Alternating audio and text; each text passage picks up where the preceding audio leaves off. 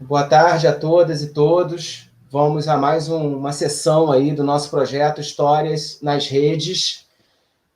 Hoje o tema vai ser Malária no Espírito Santo, Sofrimento e Morte.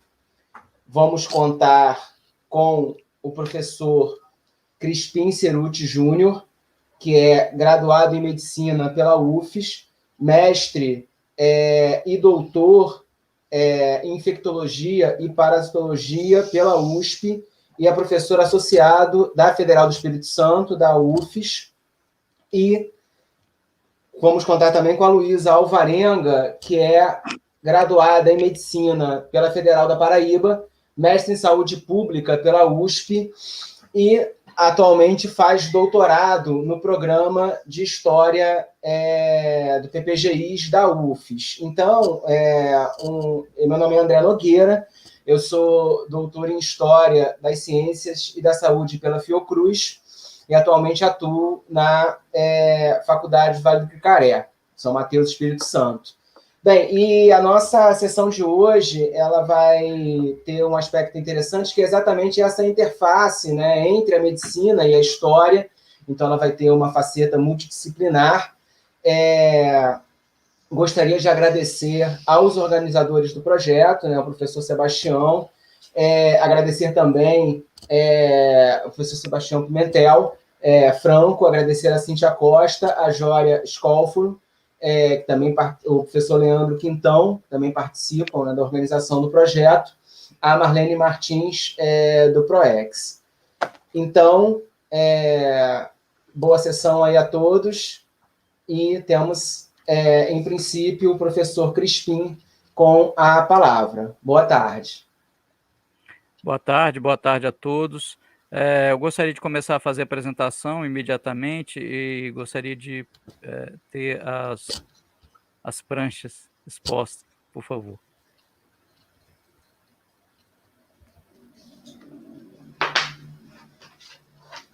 Não?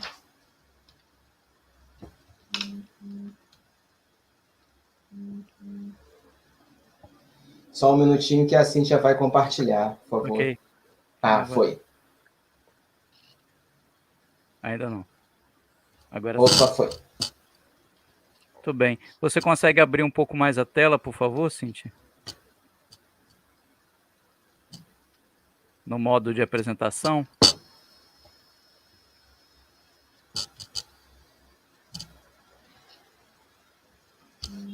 Isso, muito bom. Ok, então a gente vai discorrer brevemente sobre a situação da malária no Espírito Santo, depois vamos falar um pouquinho do objeto de atenção nosso, aquilo que configura a nossa linha de pesquisa. Então pode prosseguir, por favor. O impacto da malária no mundo é uma coisa extraordinária. A gente vem de uma situação, apesar da gente estar num momento agora de declínio, de resposta adequada a uma proposta de controle integrado da Organização Mundial de Saúde, a gente vem de uma história de 500 milhões, meio bilhão de casos novos de malária no mundo todos os anos, com um impacto de mortalidade de 1,5 a 2,7 milhões de óbitos, que colocava a malária no mesmo nível de mortalidade específica que figuravam a tuberculose e a AIDS. Então, eram as 3 grandes doenças de causa única no mundo. A partir de 2008 foi iniciada uma proposta de controle integrado pela Organização Mundial de Saúde. Desde então, os casos vêm sendo acompanhados muito de perto e a cada ano aquela instituição publica um relatório apresentando os resultados relacionados ao ano anterior. Esse é o último, a capa do último está disponível online para quem quiser consultar. Pode prosseguir. De tal forma que chegamos hoje numa situação bem melhor do que na década de 90, mas ainda com impacto formidável, em que se tem por ano 228 milhões de casos em 90 países, o que resulta em 435 mil mortes. Pode prosseguir. Aqui uma série histórica da incidência de malária no Brasil. Vocês podem ver que no início do século XXI havia um número muito grande de casos. Esse número de casos estava relacionado à exploração do ambiente da região amazônica. A década de 80 foi a década da onda de garimpos artesanais, a época de Serra Pelada. Essa ocupação desenfreada da região resultou no aumento expressivo da incidência. Desde então, com a redução da exploração da mineral na região, porque a extração do ouro começou a ficar muito cara, as pessoas começaram a abandonar os garimpos e migrar para periferias das cidades. E a malária começou a se urbanizar na região amazônica.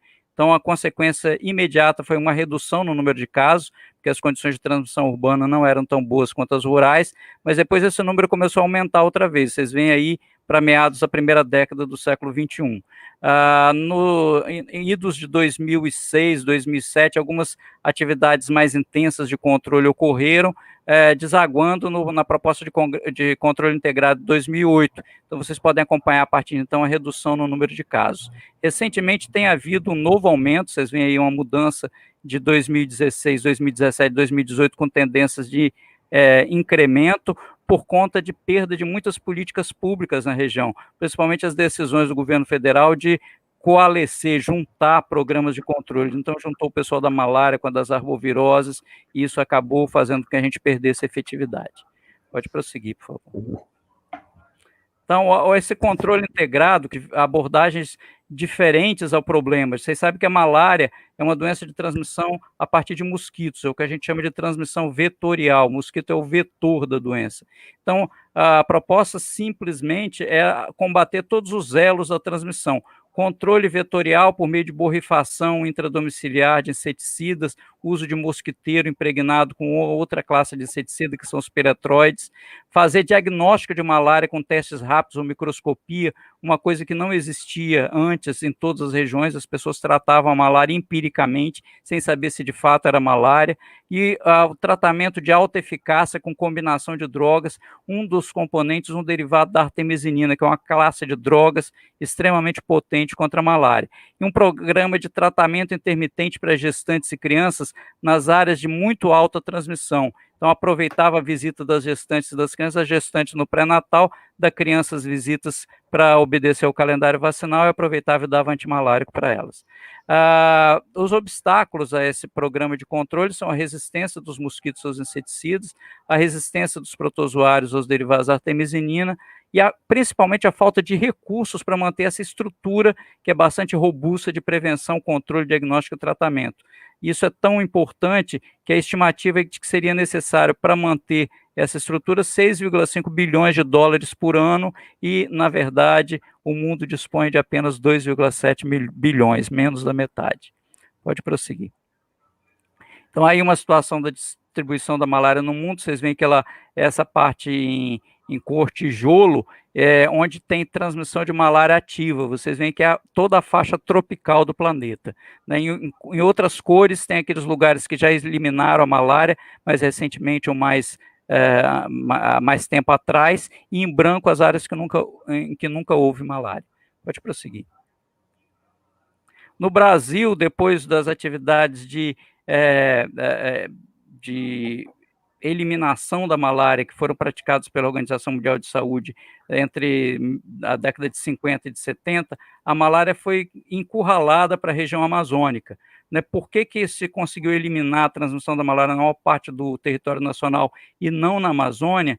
É uma coisa que é justificada de várias formas. As pessoas dizem que é uma região muito vasta, tem uma área de difícil acesso, muita oportunidade de criador de vetores, e isso é uma coisa verdadeira quando a gente corrobora o imaginário sobre a região amazônica. O próximo, que é por favor, o próximo, que é uma área que se imagina coberta por floresta em toda parte, cortada por rios, então selvagem, de difícil acesso, com muita possibilidade de criação de mosquito. Mas, na verdade, tem uma outra região amazônica, que é aquela formada pela exploração predatória. Aí vocês veem um garimpo artesanal da região. A exploração predatória que derruba a floresta, altera a topografia, forma depressões que servem de criadouros para mosquitos e oferece para os mosquitos uma única fonte de repasto sanguíneo, que é o homem. Não existe mais outras espécies presentes. Isso exacerba a situação da malária. Então, a ocupação por meio de garimpo e outras ocupações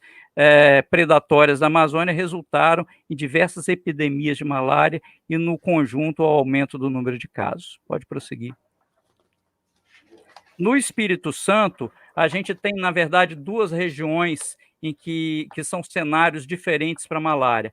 Ao norte da cara do Rio Doce, existe uma condição de receptividade para a ocorrência de malária, porque é uma região que tem os principais vetores e onde a introdução de um caso vindo de fora resulta frequentemente em epidemias. Aí na tela estão marcadas por datas diversas epidemias de malária que ocorreram na região. A mais recente, mais importante, não está aí, foi a de 2018, que abrangeu os municípios de Vila Pavão e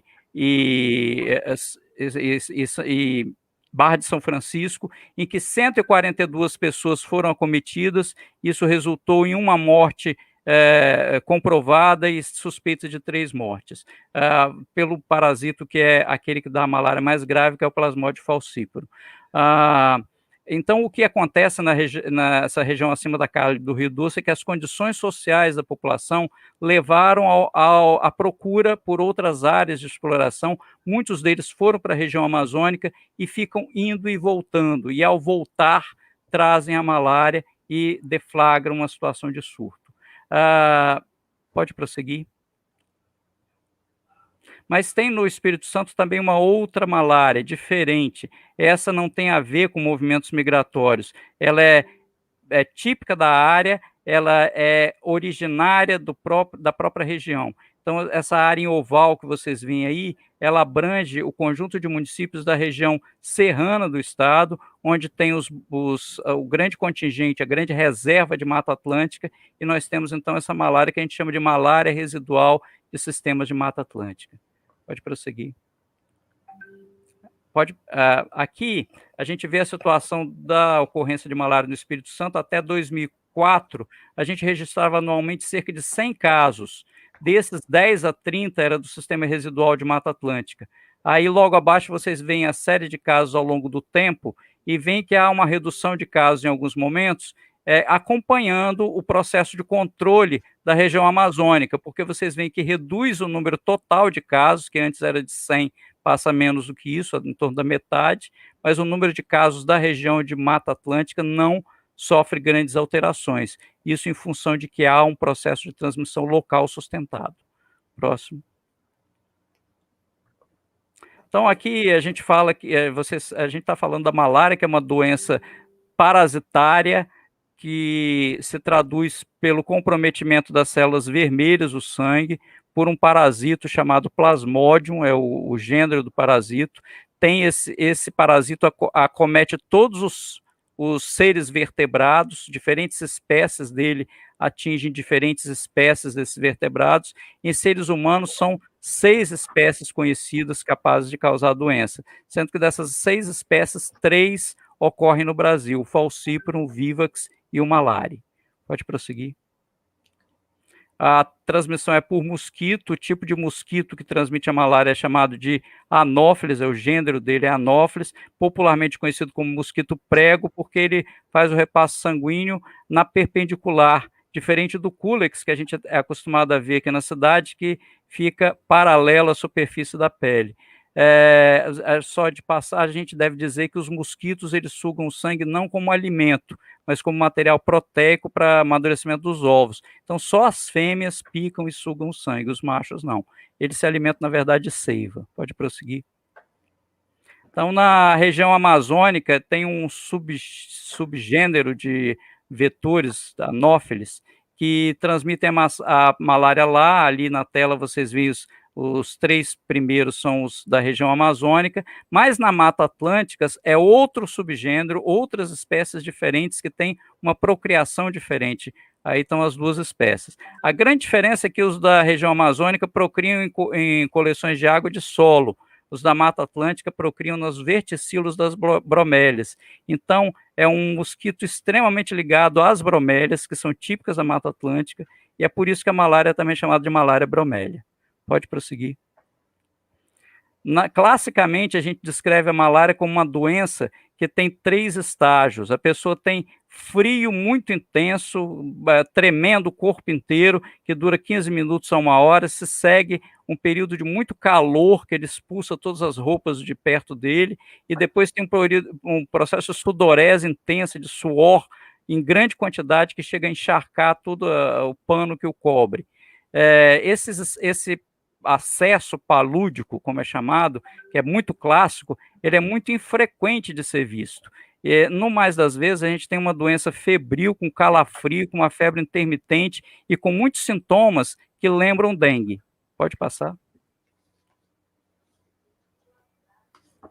A malária grave, aquela que é responsável pelas mortes, é causada pelo protozoário Plasmodium falciparum. Esse é o mais perigoso. Esse não tem na região de Mata Atlântica. Os casos lá são as outras 2 espécies, que são o Plasmodium vivax e o Plasmodium malariae. Mas o Plasmodium vivax, fora daqui, no Espírito Santo, não se tem visto na região de Mata Atlântica casos assim, mas fora daqui ele tem sido responsável também por casos graves. Pode passar. Então, a malária residual de sistemas de Mata Atlântica, ela tem uma ecologia própria, está ligada ao ambiente da mata, à procriação dos mosquitos nas bromélias. Os vetores são de um subgênero próprio, diferente do da região amazônica, e existe uma grande distância geográfica e cronológica entre os casos. É uma região muito vasta, mas vocês veem que a frequência de casos é muito pequena. Eles são muito separados no tempo e no espaço. E não tem surtos, não há epidemias. Isso nos fez questionar a possibilidade de um outro reservatório diferente do ser humano, mantendo essa malária na região. Pode prosseguir. A gente começou a explorar essa malária no começo do milênio, e os trabalhos de investigação nos levaram a essa primeira publicação, que é de 2007, em que se faz uma avaliação de todo o cenário epidemiológico da malária residual de sistemas de Mata Atlântica no Espírito Santo. Pode prosseguir, por favor. Nesse trabalho, nós tivemos a oportunidade de acompanhar 65 casos da doença, distribuídos ao longo desses anos, como vocês podem ver na tela. Pode prosseguir. A maioria das pessoas afetadas é do sexo masculino, correspondendo a quase 80%. Quase todos aqueles que nós investigamos estavam no primeiro episódio de malária, ou seja, nunca tinham tido malária anteriormente. Cerca de 1/3 relatava visitas à floresta, mas isso provavelmente está subestimado por 2 motivos. Primeiro, porque eles têm medo de dizer que vão à floresta por causa do IBAMA, do controle sobre caça. E segundo, porque a floresta é muito próxima das habitações da área de cultivo, então a relação com a floresta não necessariamente depende do indivíduo adentrar a região. O que a gente viu do ponto de vista de apresentação da doença é que ela tinha sintomas abundantes e duradouros, mas sem gravidade.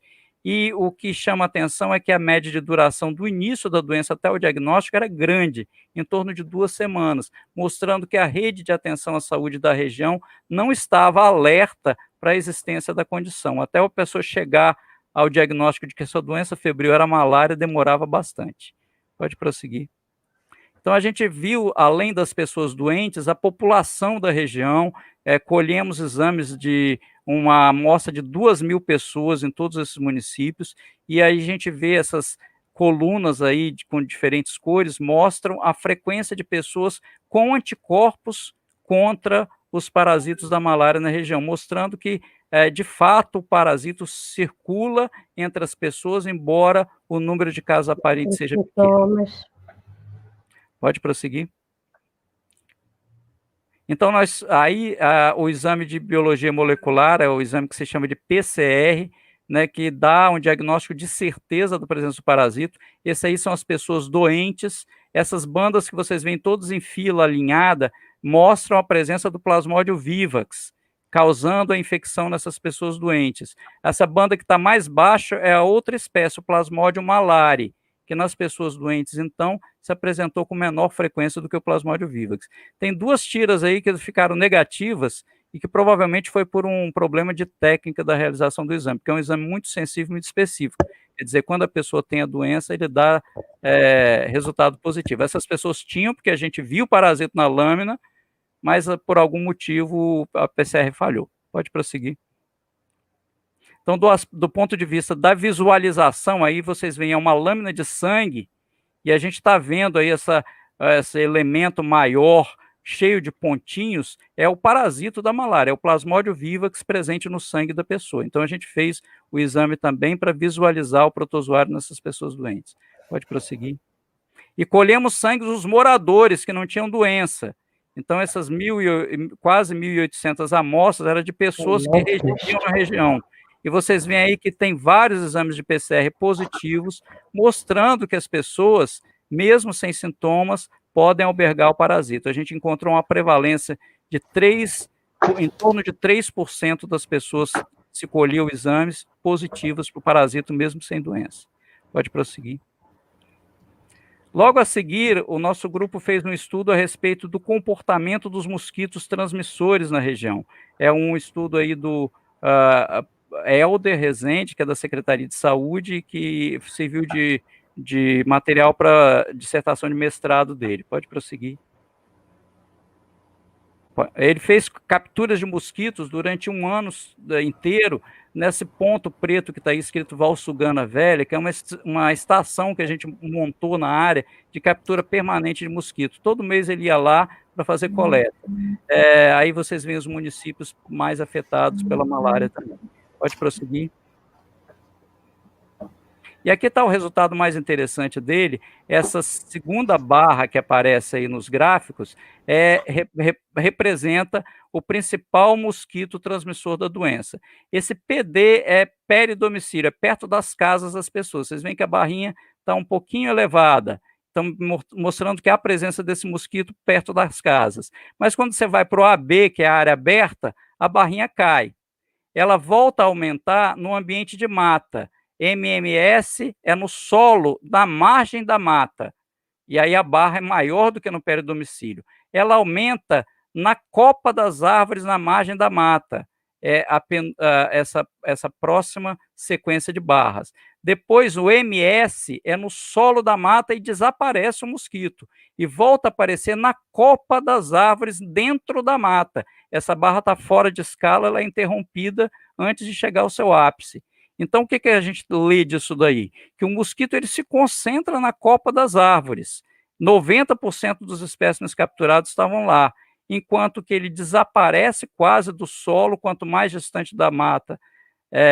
Apesar de dentro da mata mesmo não haver qualquer deles no solo, fora do ambiente interior da mata, ele fica em pequena quantidade próximo ao solo, aumentando um pouquinho perto das habitações humanas. Então, um mosquito que basicamente está se alimentando na copa das árvores, o que nos leva ao suposto reservatório da doença, que seriam os macacos. Próximo. Pode passar. Então, a gente, com essa hipótese de que os macacos mantinham a circulação da malária na região, a gente juntou evidências com outros pesquisadores do Brasil. A doutora Ana Maria Ribeiro de Castro Duarte já tinha um trabalho bastante extenso com malária símia, mostrando que havia anticorpos contra o plasmódio em áreas de ocorrência de macacos com malária, também em seres humanos, o que nos levou a publicar esse artigo fazendo o questionamento da atuação de símios como reservatórios de malária humana. Pode prosseguir. Aqui eu abro um parênteses para dizer para vocês que não é o mais esperado. A malária funcionando com transmissão de uma espécie para outra em um ambiente não é o que acontece em geral. Em geral, é uma doença de seres humanos e é transmitida de uma pessoa para outra pelos mosquitos.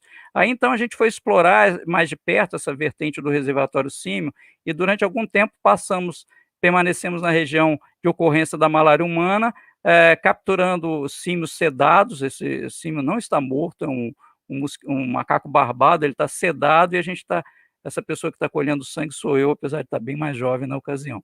Então, a gente, para investigar se realmente eles albergavam o parasito e se havia semelhança com de seres humanos. Pode prosseguir. Na mesma época também a gente comparou a distribuição dos mosquitos na área com e sem malária do ambiente de Mata Atlântica, então comparando a região de Santa Teresa com a de Conceição de Castelo. O que a gente viu é que a presença do mosquito transmissor ela é mais abundante na área onde ocorre malária e ele só desce das árvores nessas áreas. Então, enquanto Conceição do Castelo, uma região que não tinha malária, tinha pouco mosquito, e eles ficavam todos na copa das árvores, não desciam. Pode prosseguir.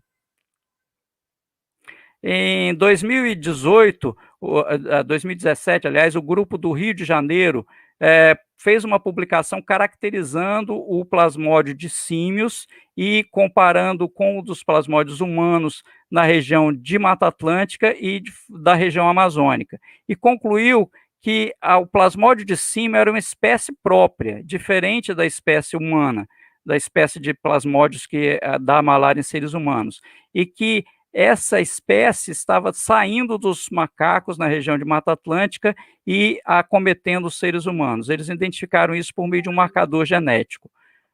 Pode prosseguir. Mas, na mesma época, também, o nosso grupo fez um estudo semelhante e teve uma conclusão diferente. Havia misturas. A gente tinha aqui os dois tipos de protozoários.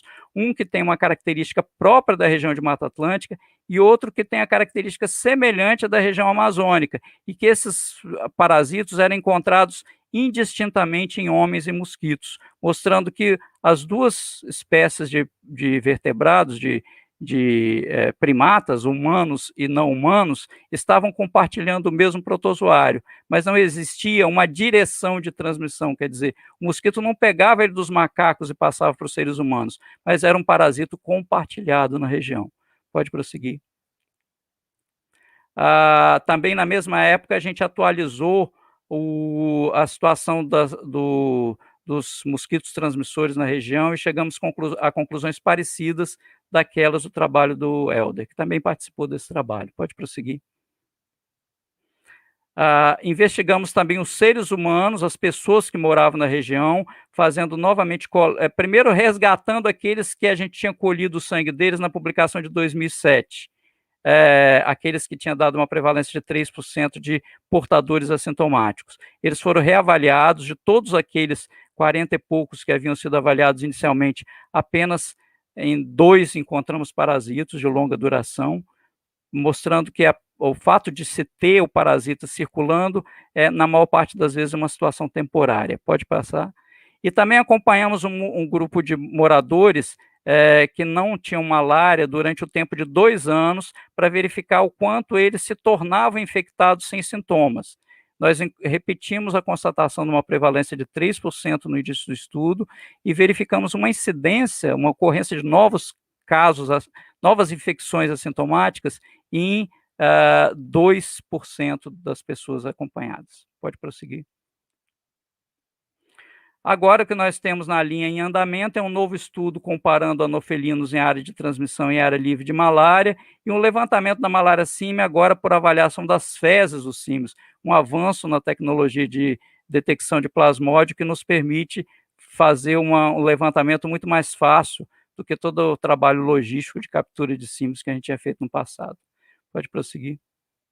Aqui é só mais para ilustrar para vocês, a gente veio de uma campanha de erradicação deflagrada pela Organização Mundial de Saúde entre as décadas de 50 e de 70, que resultou em fracasso, porque o parasito desenvolveu resistência às drogas utilizadas, porque os recursos faltaram para manter toda a estrutura de combate, e porque o mosquito se tornou primeiro um fugitivo do inseticida e depois um resistente biológico. E aqui na vertente de fugitivo, a gente vê aqui que as pessoas faziam uma organização militar, paramilitar, para fazer combate aos mosquitos, inclusive fardados. Aqui no Brasil eles eram chamados de guardas da malária, e eles aspergiam inseticida até um determinado ponto na parede, que vocês veem aí, dado por esse nível mais escuro. Porque o mosquito costumava picar as pessoas dentro de casa e descansar na parede depois da picada. E aí ele encontrava um inseticida que era residual, permanecia durante muito tempo ali, um inseticida, por sinal, muito tóxico, e morria. Mas quando eles começaram a fazer isso, o mosquito começou a pousar mais alto. Aí eles começaram a borrifar a parede inteira, ele começou a pousar no teto. Aí começaram a borrifar a casa inteira, ele mudou o hábito dele, começou a entrar, picar e descansar do lado de fora, que ele não é bobo. Pode passar. Então, a gente diz sempre para as pessoas da área de saúde que é preciso suspeitar de malária no Espírito Santo, conversando e examinando. E a gente lembra para as pessoas que todo aquele que vem do norte do Espírito Santo, acima da cara do Rio Doce, que tem febre e que não há uma causa aparente clara para a febre, é preciso lembrar de malária, porque pode ser um primeiro caso de um surto que não tem história nenhuma de viajar para a área de transmissão e mesmo assim está infectado. E lembrar que na região de Mata Atlântica, na área montanhosa, também existe malária. Pode prosseguir. Pode seguir. Aqui esses próximos slides é só para mostrar a diversidade de formas que se pode encontrar no sangue examinado. Então aí todas essas formas diferentes que vocês veem são parasitos da malária. Pode prosseguir. Pode ir passando. Essa eu já tinha mostrado, pode seguir. Pode. Acho que essa é o não, mais uma. Ok. Então pode passar a próxima.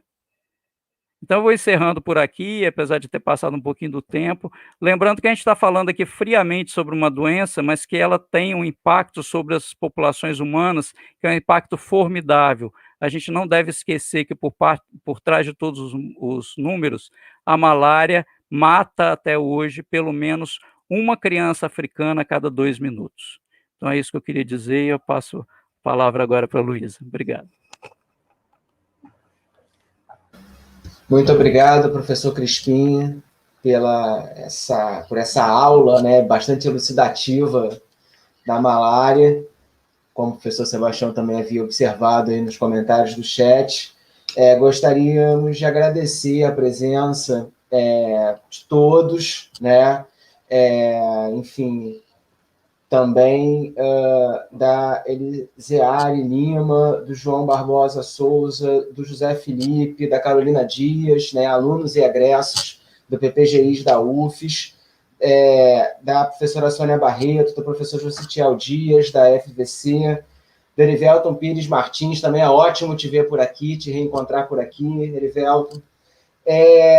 Enfim, da professora Ana Aparecida dos Santos, de Linhares, Espírito Santo, uma palavra de todos que estão aqui conosco essa tarde, e vamos passar agora a palavra para Luísa, né, para ela fazer aí a sua abordagem acerca da malária no Espírito Santo. Luísa, ok, quando você podemos quiser. começar. Então, é muito bom Crispim ter feito uma fala sobre toda a fisiopatologia, né?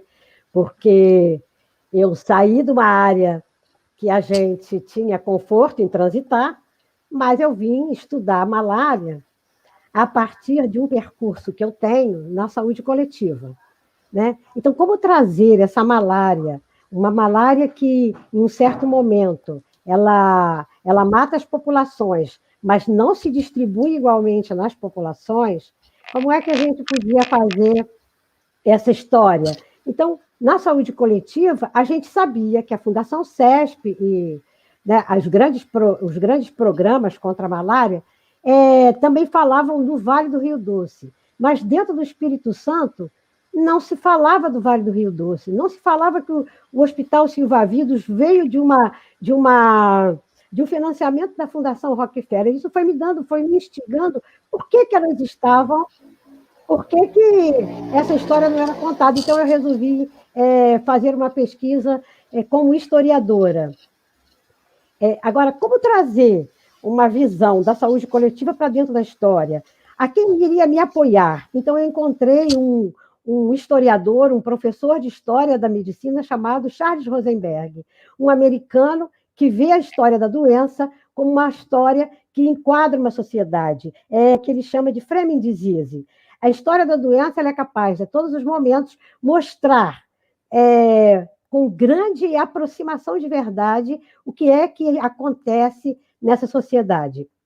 A história da doença, ela enquadra a sociedade, ela mostra para a gente a política, as categorias sociais, as negligências, o avanço da tecnologia, o avanço da ciência. Ela mostra naquele momento, se a gente for estudar a doença, a epidemia social pode nos ajudar nisso, mas a partir de Charles Rosenberg, ele fazia esse percurso na história. Então, foi o que eu me aproximei no referencial teórico. Então, eu queria estudar esse Vale do Rio Doce.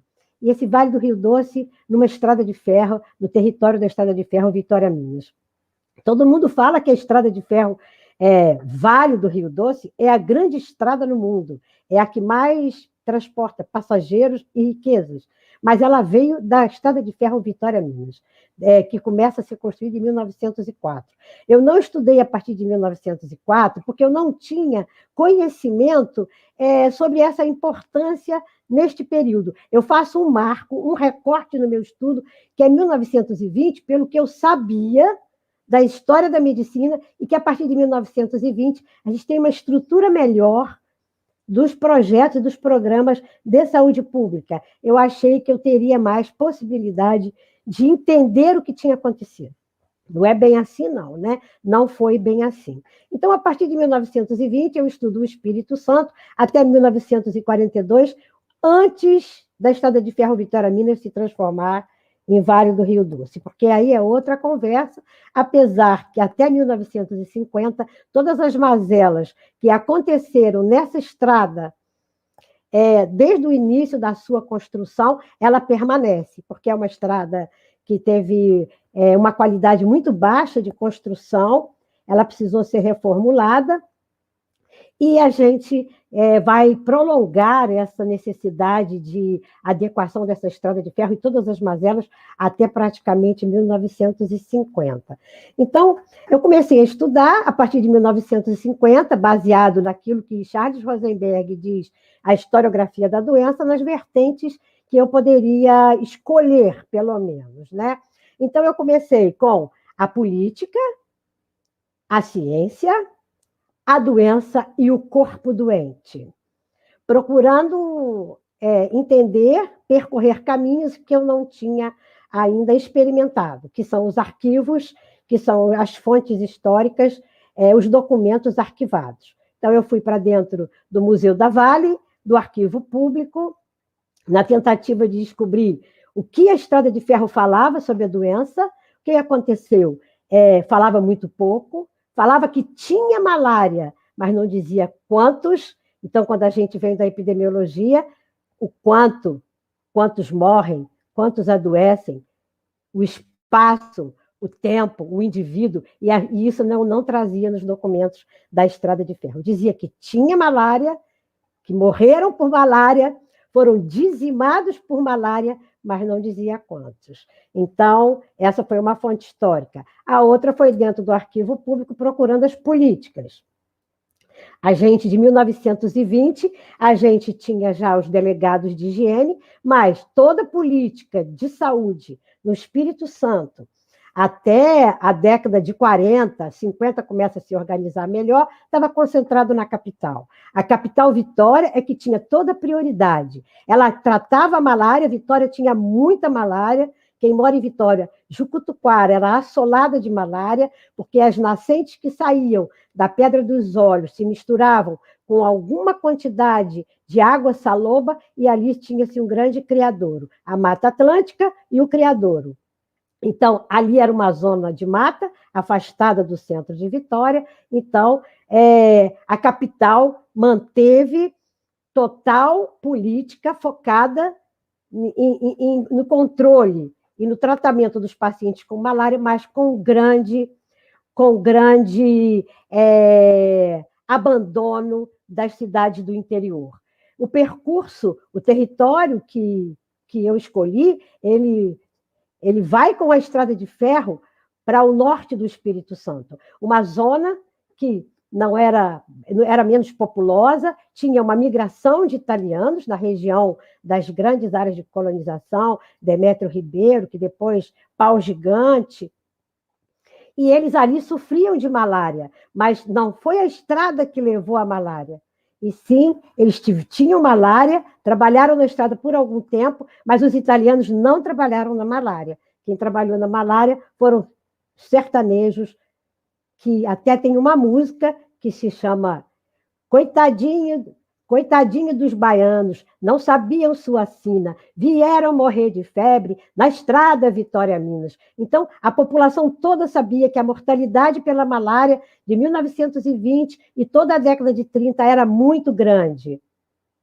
E o que acontecia com a política pública? A política pública ia até as populações, mas ela estava direcionada à capital e estava direcionada à região sul, que era uma região, Cachoeira de Itapemirim, Anchieta. Anchieta tinha açúcar, era uma região de maior desenvolvimento para o Estado. Essa região norte, a qual a estrada se dirigia, ela era ainda com poucos povoados, com populações pequenas, e chegando até Colatina, que era uma região que nem era no início, não era importante, era Linhares, depois tem a troca, né?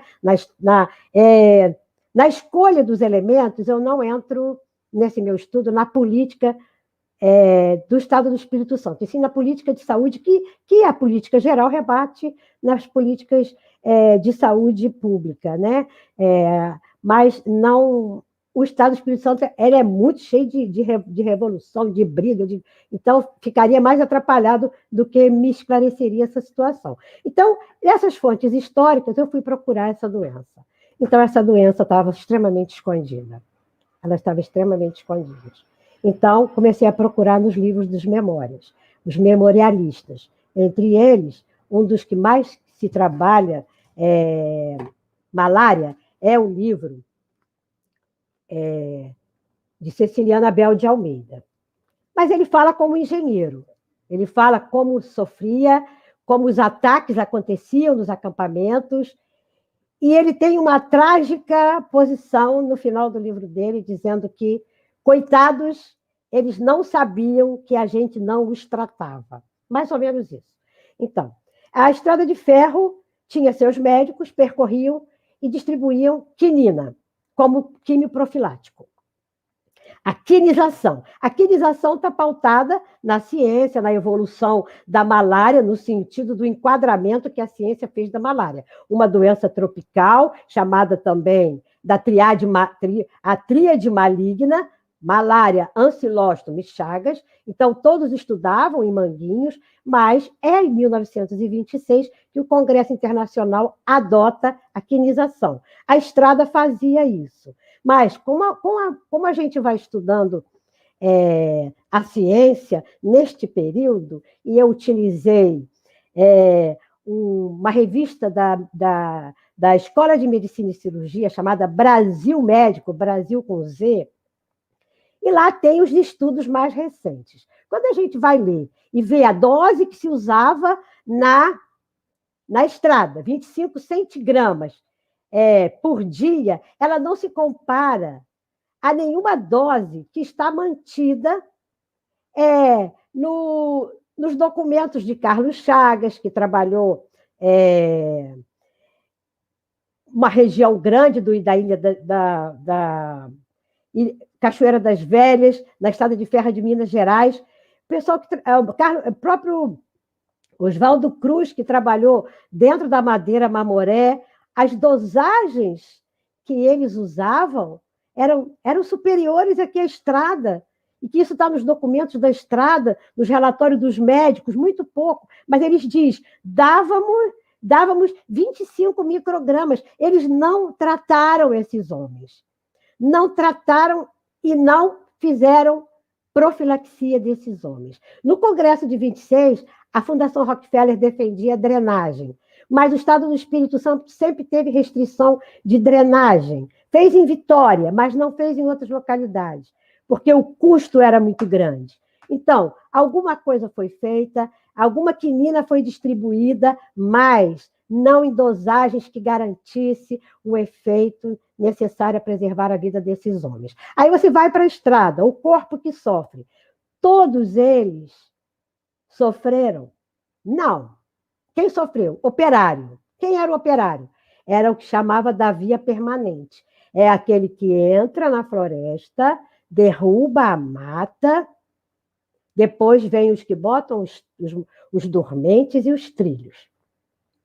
Esse povo fez a penetração, ele foi de encontro à Mata Atlântica, de encontro à doença. E eles eram mal alimentados, analfabetos, e a gente não posso falar assim, mas num regime de trabalho que é comparado ao regime da escravidão. O feitor era o dono da turma.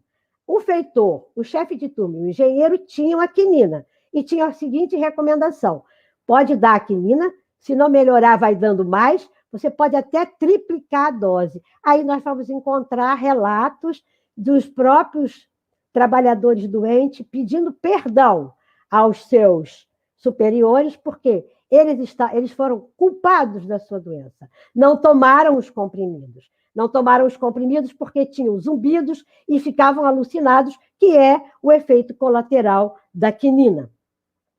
Então, agora, aonde que está escrito isso? É uma confusão, não está nos documentos oficiais, eles estão nos livros de memórias. Mas, então, tá bom. Então, eu iria pesquisar, entrevistar as pessoas que trabalharam na estrada, que poderiam me contar as histórias. Não aceitam contar as histórias. Todas as pessoas que poderiam ter mais histórias desmarcavam em cima da hora.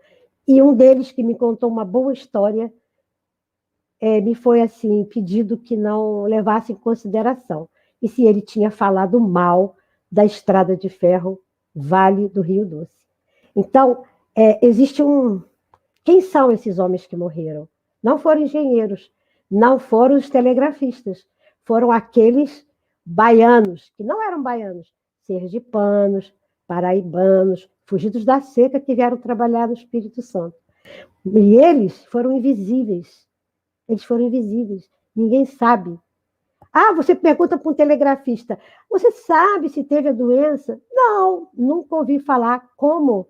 Eles morreram. Como é que eu sei que eles morreram? Porque em 1922, no Belisário Pena, veio fazer uma conferência em Vitória e fez uma grande denúncia.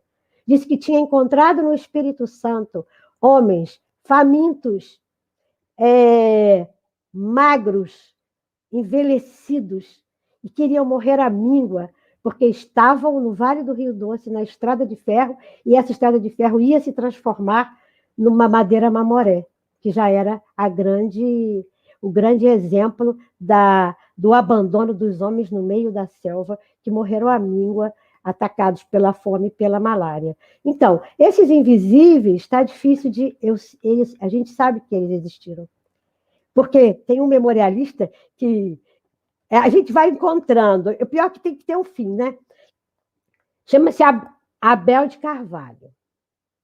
Aí esse cara, ele foi maravilhoso. Ele fala assim: o pessoal, de um modo geral, era 60% de cor escura, muito magro, apesar de resistente. Então, os homens que morreram eram negros, magros, negros num regime de trabalho que se aproxima da escravidão, porque eles eram obrigados a fazer, eram obrigados a tomar quinina.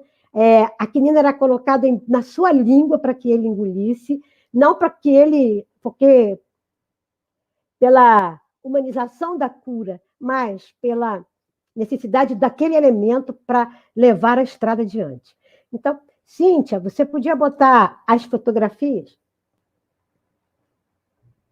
Então, eles, invisíveis, como hoje são invisíveis mais de 100 mil mortes por Covid. Que categoria social morre? Quem morre? Quem está morrendo? Né? Quem morreu naquela ocasião? Aonde estão os enterrados? Né? Não há registro de enterros. A gente sabe que morreram porque fala, nesse trecho, a estrada passou em cima de um cemitério. Mas você não tem registros. Né? Também não há registro nos documentos da Estrada de Ferro Vitória-Minas, porque muitos deles estavam em empreiteiras. Né? Então, podia ampliar. As fotos têm que receber um tratamento, eu ainda não fiz isso. Cíntia.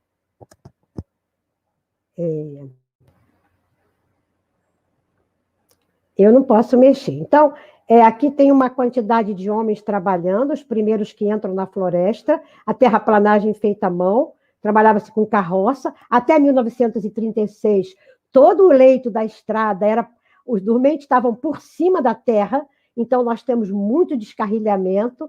O sofrimento desses homens, além da malária, era por acidentes, né, pela morte. Depois, só em 37 tem cascalho, e depois, perto de 40, é que tem a brita da própria mina do Cauê.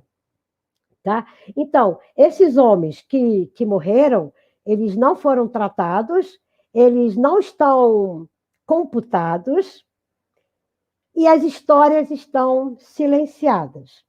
Eu acho que o silêncio não é por causa da memória individual, porque eu não acho o operário, eu acho quem trabalhou na linha, mas eu não acho, o silêncio poderia vir dele. O silêncio vem da condição que a estrutura ofereceu a certos indivíduos que se especializaram e que deram suporte financeiro. Então, eu não vou falar mal da Estrada de Ferro Vitória Minas, porque hoje ela é a Vale. E a Estrada de Ferro, ela tinha uma sedução. Ela oferecia bons salários para você ir para as áreas de maior incidência da doença. Mas, mesmo assim, muitos não se sujeitaram ao trabalho, tiveram medo, fugiram. Várias vezes precisaram repor os operários, não estou falando de trabalhadores, estou falando de operários, que são esses que estão cavucando, né? Pode ir passando, Cíntia, pode ir passando as fotos. Então, eles eram chamados de operários em todos os registros, trabalhadores são telegrafistas, agentes de estação, né? Pedreiros que faziam as obras de arte, os carpinteiros, esses são os operários, os cavouqueiros, né? Os que derrubam a mata. Então, esses foram mais atacados de malária, uma malária grave, morreram de malária, foram os invisíveis, porque ninguém quer falar sobre eles, e eles não foram contados, não estão registrados, mas a gente sabe que eles existiam, porque em dado momento, nos relatórios de gestão, a estrada, para fazer uma economia, ela demite aqueles que pouco produziam. Quem pouco produzia? Os afetados. Então, eles foram demitidos, foram tirados da lida, porque produziam pouco. Porque quando chegava o ataque, o doutor Crispim falou muito bem, o ataque passa. Então, eles se seguravam nas árvores, tremiam, isso está nas passagens do memorialista, principalmente Siciliana Biel de Almeida conta essa história, que um analfabeto do Espírito Santo, ele teve pena, porque pede a ele, seu doutor, por favor, me ajude, se segura na árvore, tem a tremedeira e fala, a maldita me pegou, mas daqui a pouco eu volto a trabalhar. Depois da suadeira, eles voltavam a trabalhar. Então, essa malária é uma malária que mostra uma situação de invisibilidade, uma situação de negligência, porque a dose e efeito não era controlada, mas também uma época histórica que ali eu acho que a gente tem que trabalhar um tempo histórico, né? Como que todas as estradas foram assim, as estradas paulistas, as estradas do Paraná. São Paulo foi pior porque trabalhou com escravos, e também escravos livres, após a libertação, então eles foram muito mais sacrificados. Essa aqui é uma região onde foi dizimado todos os trabalhadores e suas famílias. Então, a ponte de Brocotó, à frente, lá no finalzinho do trem, a estação de Engenheiro Gilliman. Isso aqui é um afluente do Rio Doce. Essa região foi atacada, e isso aí está... Não sabemos quantos foram dizimados. Os relatórios de gestão dizem, foi em 1931, o relatório de gestão diz, todos os operários e suas famílias foram dizimados pela malária. Então, os surtos. Um surto em 36, em Timbuí, provavelmente os que trabalhavam como especialidade, já especializados, na região do Médio Rio Doce, voltavam para suas casas no Espírito Santo. E eles realmente transitavam. Aqui está uma zona que eu marquei, que é a zona do Médio Rio Doce, mas os trabalhadores transitavam, vinham para a região do Espírito Santo. Provavelmente foi essa a causa do surto de malária em 1936, que começa em Timbuí e vai até, com grande gravidade, que vai até Colatina. Próximo.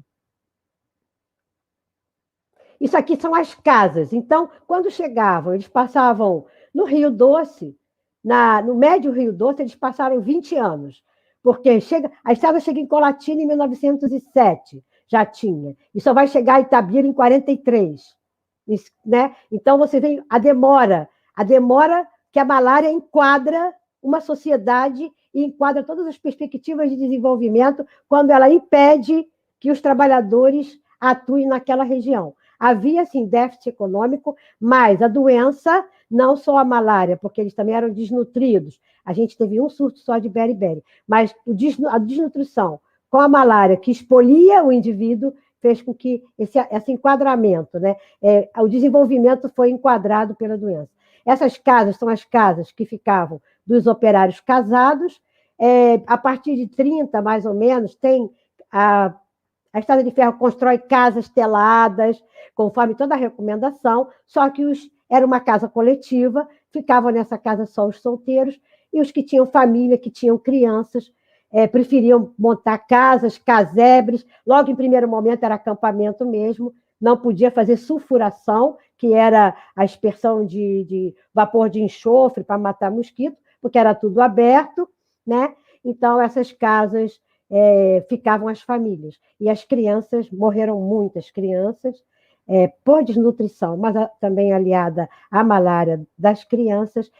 Eles tem até uma passagem que uma mulher pede para comprar paninho azul, porque a quantidade de caixões de anjinho era muito grande. Então, eu acho que essa é uma reflexão muito interessante, né, que traz a doença numa sociedade, enquadrando, mostrando tudo o que estava acontecendo, mas ela também foi enquadrada pela ciência, quando se diz que ela é uma doença tropical, ela se abandona o miasma dos alagados e passa a ser uma doença transmitida com uma complexidade, um processo de adoecimento complexo, porque tem dentro dela o agente, um vetor, e o indivíduo, mas esse indivíduo exposto não é qualquer indivíduo, porque os engenheiros não morreram de malária. Eu acho que a reflexão de Charles Rosenberg serve extremamente bem para quem quer estudar Covid. Não abandonem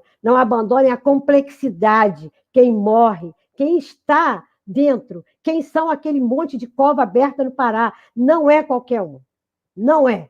Não é aquele que anda no metrô do Rio de Janeiro, que está na Central do Brasil, que tira a máscara porque não consegue respirar. Quem são esses? Então, a gente fica muito comovido. Eu acho que a gente que é médico fica muito comovido, e a gente que trabalha na medicina social é comovente ter que passar por uma situação de invisibilidade, de exclusão, né? E às vezes até com algum pouco conhecimento que podia ser aplicado a esses homens. Eu acho que ainda falta. Eu tenho duas fotos, que é do historiador Mário de Carvalho, que o pai dele que escreveu esse livro, eu nem sabia, ele está me mandando algumas fotos. Ele falou que tem um seu Zé quer conversar comigo. É um ferroviário lá acho que não sei se é Conselheiro Pena, ele quer conversar comigo, mas aí eles falam um pouquinho, mas não sei.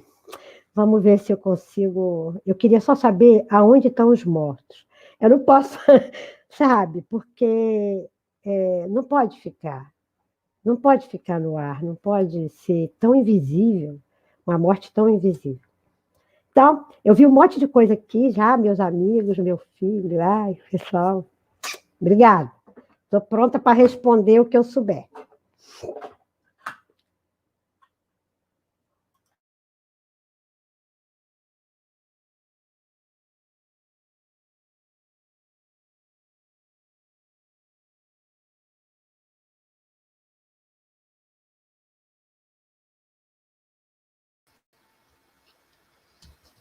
Bem, muito obrigado, Luísa. Eu tive alguns problemas aí com a tecnologia. Agora vocês estão me ouvindo? Penso que sim, né?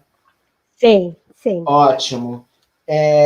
Bem, muito obrigado novamente por essa apresentação e por essa fala assim tão emocionante e fundamental, né? Enfim, agradecer ainda a presença, né, de de várias outras pessoas aqui, né? A Ângela de Sabará, Minas Gerais, aos alunos da Luísa, da professora Luísa, lá da EMESCAN, coisa que eu esqueci de mencionar na minha apresentação, né? A docência da Luísa na EMESCAN, porque, enfim, gera uma certa adrenalina, naturalmente, estar ao vivo. A Tânia Araújo, a Cristina, também alunas do programa de História, né, do PPGI da UFES, a professora Filomena Eurídice, professora do Departamento de Pediatria da UFES, e, enfim, muito obrigado a todos pela presença, pela participação no evento, e é o momento de nós abrirmos, né, para algumas questões, comentários.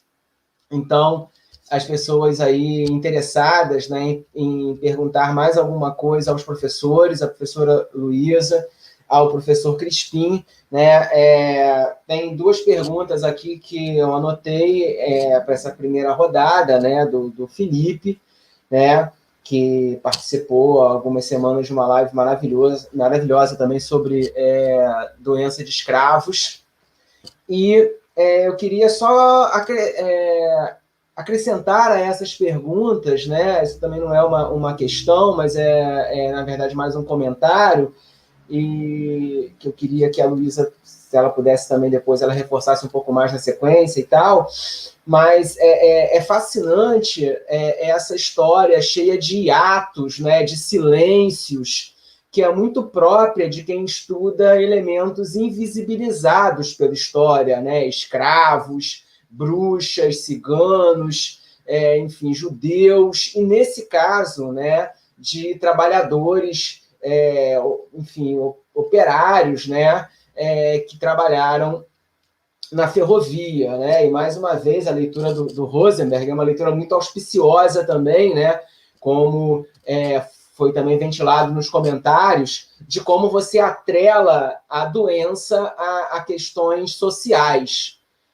Nesse aspecto, muitas doenças não são nada democráticas, né? Porque elas escolhem, aspas, indivíduos para morrerem dela, para terem agravamentos em função dela, né? Então, como você tem um entroncamento aí, né, entre esses micro-organismos que já existiam aí antes da gente, né, e questões de ordem política, de ordem social e toda sorte de exclusões e misérias, né, que momentos históricos ou realidades sociais tão excludentes acabam proporcionando em termos de experiência histórica. Então, se a Luísa pudesse falar um pouco mais sobre isso também, no caso de estudo dela e desses silêncios, eu acho que seria bastante interessante aí para a nossa audiência. E acho que talvez, não sei, fosse mais para o professor Crispim, a questão de que biologicamente existe uma origem comum para a malária da Amazônia e da malária residual do Espírito Santo, né?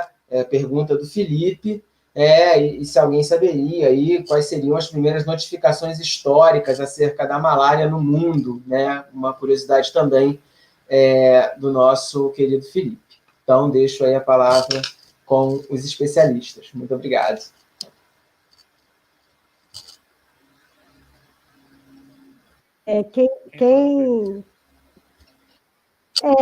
Quem fala primeiro? Quer falar, Crispim? Se você me Tá permitir, fechado. eu vou fazer alguns comentários breves, né, sobre as duas questões que foram levantadas. Primeiro, do ponto de vista biológico... Não. Do ponto de vista biológico, os protozoários que causam a malária de Mata Atlântica e aqueles que causam a malária de região amazônica e de outras regiões do mundo, eles são a mesma espécie, né? As mesmas espécies. Acontece que, do ponto de vista da evolução, eles se diferenciaram uns dos outros de forma bastante marcante.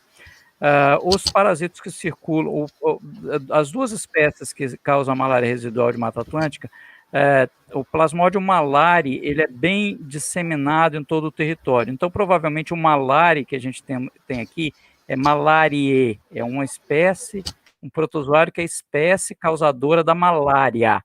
Então, o nome específico dele é malariae, nome de espécie. Então, ele está disseminado no território nacional todo, ele transita equilibradamente e causa infecção da mesma forma em macacos e em seres humanos, e provavelmente ele chegou aqui a partir de uma expansão comum em todo o território nacional. Então, ele não tem diferença daquilo que a gente encontra na região amazônica.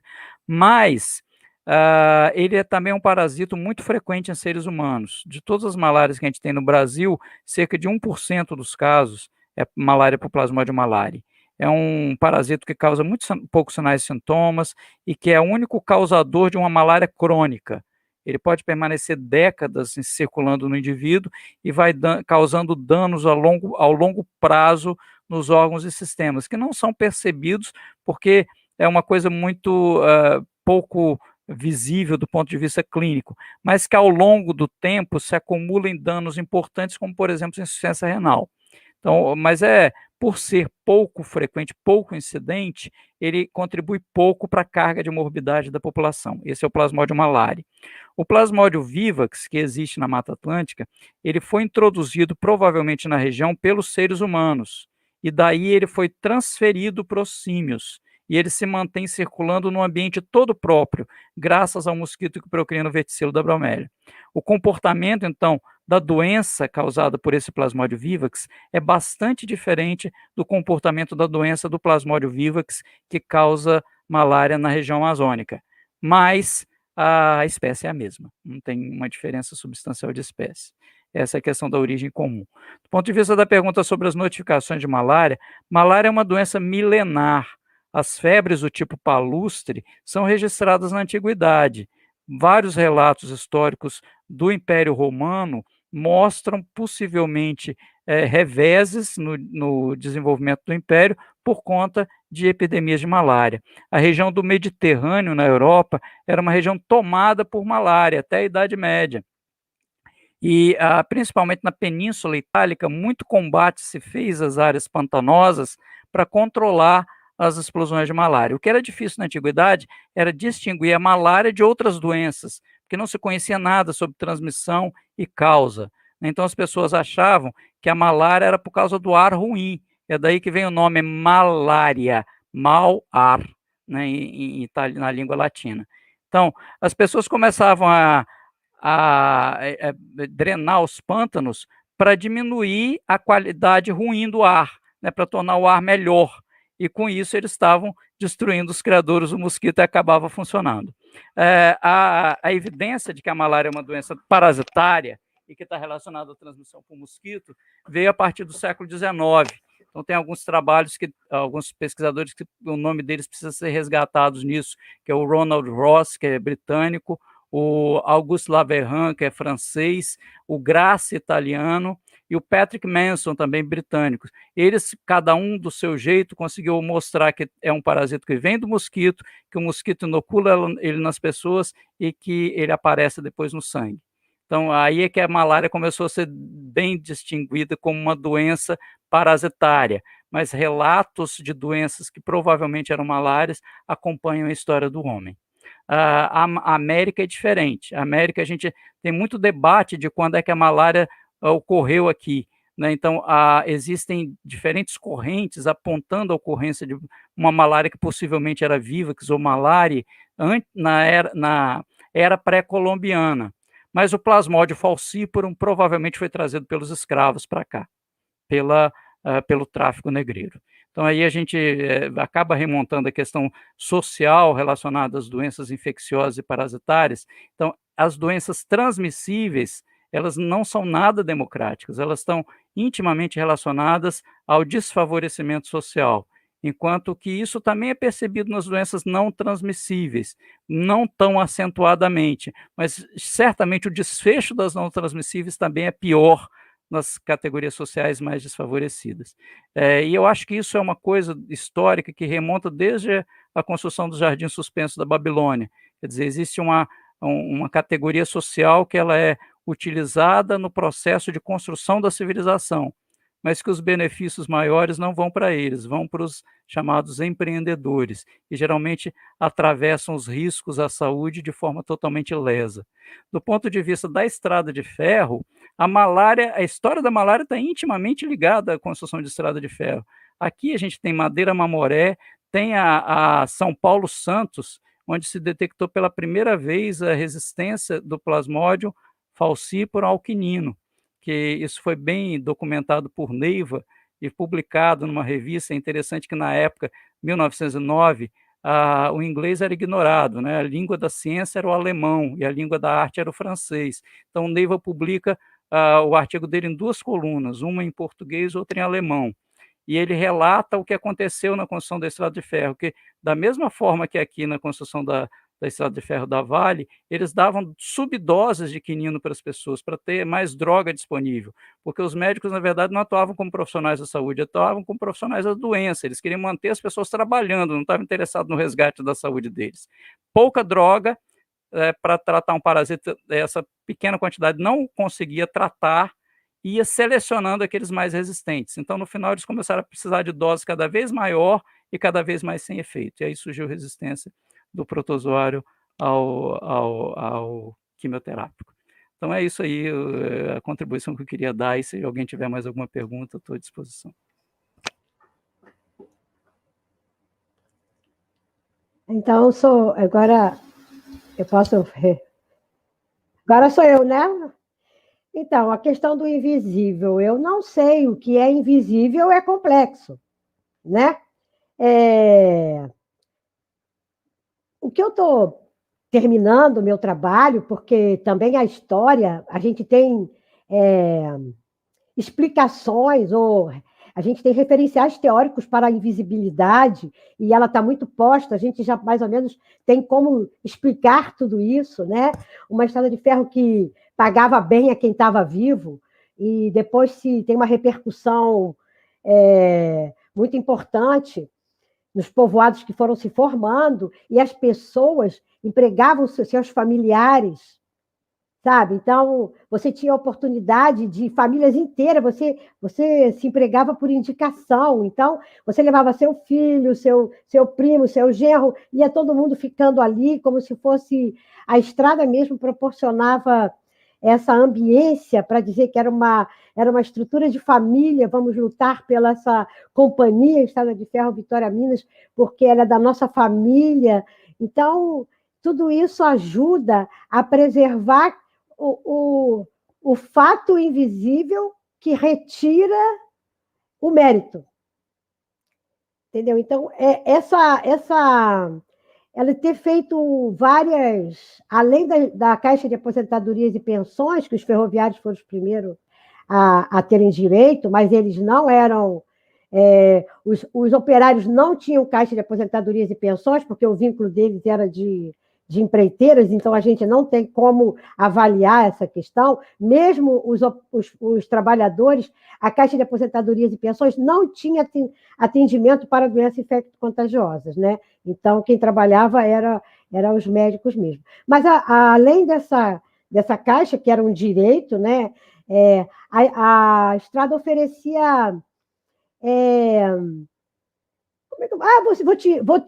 vou dar a escola para o seu filho, começar a formar uma sociedade para a estrada, que são as escolas de aprendizes, recebiam os meninos jovens ainda para trabalhar, dava essa oportunidade às pessoas extremamente humildes. Então, tem ali...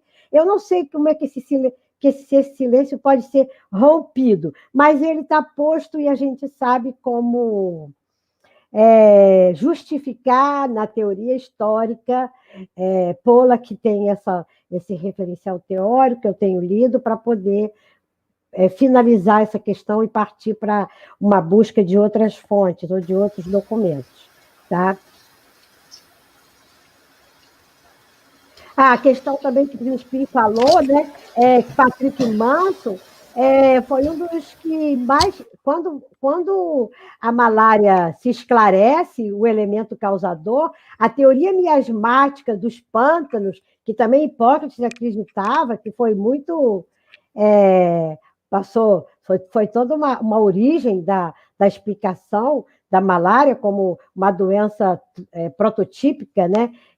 Tropical prototípica. Ela foi primeiramente explicada pelos miasmas, que saía desses pântanos. Então, Patrick Manson e todos esses outros pesquisadores deram o olhar científico, deram a ciência, enquadraram. Se eu estou trabalhando com Framing Disease, a sociedade científica enquadra a malária a partir desse momento, né? Depois, as pesquisas sobre a quinina e os outros derivados, né, também enquadra. Então, a gente faz esse tipo de pesquisa, né? Eu só queria fazer um comentário rápido, só para diferenciar as coisas, porque isso que a gente está falando, malária relacionada à estrada de ferro, as mortes que ocorrem na malária, os surtos, isso é aquilo que a gente chama da malária de várzea, quer dizer, a malária que é transmitida da forma habitual, como acontece na região amazônica. Essa malária de ambiente de Mata Atlântica, residual de sistema de Mata Atlântica, que tem uma ecologia diferente, ela tem muito pouco impacto, tanto do ponto de vista histórico, quanto do ponto de vista social nas regiões onde ela ocorre. É uma malária muito relacionada ao ambiente natural, em que o homem é quase incidentalmente acometido por ela, né? Então, é só para pontuar isso, para a gente não misturar as coisas. Eu acho que a gente precisava estudar essas doenças, na história das doenças, essas doenças que ainda estão presentes. Porque uma forma de você não repetir algumas questões que no passado mostram que não foram adequadas, sabe? Que geraram iniquidades, sabe? Então, estudar malária é super interessante. Eu acho que outras pessoas deveriam estar se dedicando a essas doenças que estão no século, né? Que estão no século XX, que fazem parte da nossa vida, do nosso cotidiano. Eles têm história, porque nós já estamos no século XXI, mas permanecem, né? Então, eu estou muito satisfeita. Não sei se estou bem como historiadora, né, Crispim? Porque é um trânsito, não é abandonar, não é nada disso. É questão do esquema de pensamento, né, Crispim? Como é que eu penso? Como está estruturada a racionalidade. Então, às vezes, a gente escorrega, volta, mas eu me propus e tenho feito um caminho na busca, né? De busca com as pessoas que têm me orientado, entendeu? Com os colegas, com o meu orientador, professor Sebastião, professora Cristina. André foi uma pessoa muito importante no meu percurso, que foi onde eu fiz a primeira disciplina. Aluno especial, eu fui fazer uma disciplina de aluno especial, né? Então, eu acho que eu devo trazer isso tudo para dentro dessa minha vida acadêmica, né? Obrigado. Não, sem dúvidas, Luísa, você enfrenta bem essa difícil, né, mudança de olhar, né, de percepção. Seu trabalho é lindo, certa tese, ela é fundamental para se pensar historicamente a malária no Espírito Santo. E claro que você está muito de parabéns pelo trabalho, que é um trabalho necessário e está sendo feito com muita robustez, né, com muita desenvoltura, sem dúvidas. Só para fazer um comentário, acho que você já falou sobre isso também, né, mas só para corroborar um pouco o comentário do Felipe, que está na audiência, né, sobre como você tem certas remanescências, né, do período da escravidão, né, das formas de trato, dos mecanismos de coerção, de trabalho, né, nesse contexto das primeiras décadas do século XX, né? Então, isso é realmente algo a ser observado pelo historiador das doenças. Me parece que não houve mais nenhuma outra questão, né, encaminhada pela audiência. Então, a gente já vai encerrando essa live, esse encontro. Gostaria de agradecer imensamente a explanação clara, didática, instigante, né, tanto do professor Crispim como da Luísa, Eu estou muito afastado do século XX. André, Pois não, professor? Permite um último comentário? Eu acho que é Claro. bem dentro do que a Luísa começou a apresentar, que eu acho que o grande resgate disso tudo, da importância da gente estudar malária, como estudar outras doenças transmissíveis e os seus impactos nas diversas parcelas da sociedade, é o resgate daquilo que a gente chama hoje de saúde global, quer dizer, a visão de que a situação de saúde da humanidade, ela só pode ser mantida por um equilíbrio nas relações históricas entre as pessoas, nas relações produtivas e nas relações do ser humano com o meio ambiente. Eu acho que a Covid-19 é um grande sinal de alerta para a gente nesse sentido. É uma situação pandêmica que surgiu a partir da ruptura desse equilíbrio das condições produtivas e da relação com o meio ambiente. Então, o que acontece é isso, se a gente não trata o ambiente de maneira equilibrada e não se equilibra do ponto de vista econômico e social, a gente vai ter que olhar para o futuro sempre em alerta, esperando a próxima praga, e sem dúvida vai chegar. Então, é isso aí que eu queria resgatar e parabenizar a Luísa por se debruçar sobre essa questão e obter reflexões tão importantes a esse respeito. Bem, eu acho que com esse comentário, realmente, a gente fecha esse encontro para lá com chave de ouro, né? De fato, sem dúvidas. É exatamente isso que precisamos nos confrontar como humanidade, né? Como espécie, se a gente quiser continuar por aqui. Muito obrigado novamente ao professor Crispim, a Luísa, todos da audiência. Esses encontros são muito profícuos, esse caráter interdisciplinar é extremamente enriquecedor. Eu queria convidá-los também para a próxima live, que também vai abordar a questão das doenças, e também vamos ter aí, né, uma audiência, uma participação, perdão, né, para as palestras de caráter multidisciplinar, né, porque a professora Edilene do Nascimento também é médica, além de uma historiadora das doenças, de bastante experiência, né? Teremos também a Maria Zilma Rios para falar da tuberculose, da questão da tuberculose e da política de Estado no combate à doença, né? Então, teremos a Maria Zilma Rios, a professora Edilene, com a mediação da Jória Escóforo. Então, estão todos convidados para a semana que vem continuarmos aí com esse evento, né, o Projeto História nas Redes, e novamente agradecer a todos pela participação, por esse encontro maravilhoso. Muito grato.